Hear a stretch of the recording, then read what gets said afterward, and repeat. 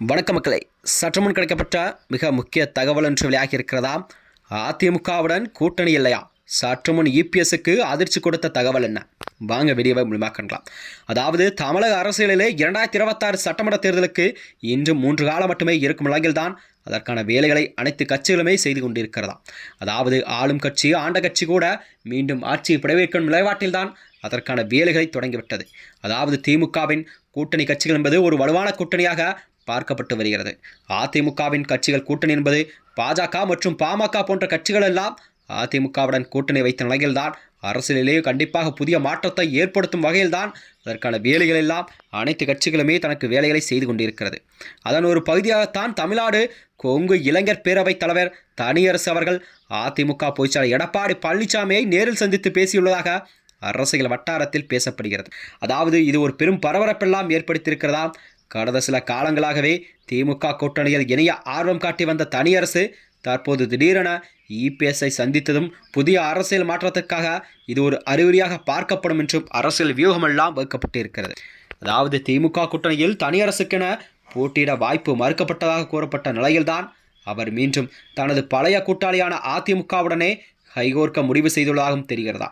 கொங்கு மண்டலத்தை குறிப்பிட்ட செல்வாக்கு கொண்ட சமூக அமைப்பின் தலைவராக இருக்கும் தனியரசு அவர்கள் அதிமுக கூட்டணியில் இணைவது அக்கட்சிக்கு அந்த பிராதத்தில் கூடுதல் பலத்தையும் தரும் என்று அரசியல் விமர்சனங்கள் எல்லாம் தங்கள் கருத்துக்களை தெரிவித்திருக்கிறார்கள். இந்த சந்திப்பு வெறும் மரியாதை மற்றும் நிவர்த்தியாக என்று கூறப்பட்டாலும் வர இருக்கும் 2026 தேர்தலில் கண்டிப்பாக ஒரு வலுவான கூட்டணி அமைப்பதற்கான முதற்படியே என்றும் தகவல் எல்லாம் வெளியாகி இருக்கிறதாம்.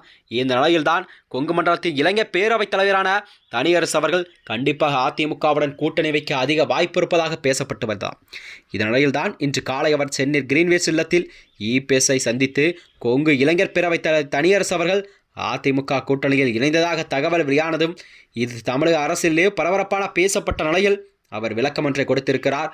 தான் இபிஎஸ்ஐ சந்திக்கவே இல்லை என்றும் சமூக வலைதளங்களில் தவறான தகவலை எல்லாம் பரப்பப்படுவதாகவும் அவர் கூறியுள்ளார். அது மட்டுமின்றி அதிமுக கூட்டணியில் நாங்கள் இணைவது என்பது இன்னும் உறுதி செய்யப்படவில்லை என்றுதான் தனியரசு கூறிய கருத்துக்கள் எல்லாம் வெளிப்படையாக கூறப்பட்ட நிலையில் மேலும் 2026 சட்டமன்ற தேர்தல் என்பது கண்டிப்பாக அதிமுகவுக்கு மேலும் சில கட்சிகள் எல்லாம் கூட்டணி வைத்தால்தான் கண்டிப்பாக தமிழகத்திலே வெற்றி பெற முன்னிலை முடியும் என்ற விவாதமெல்லாம் முன்வைக்கப்பட்டதாகவும் பேசப்படுகிறதாம்.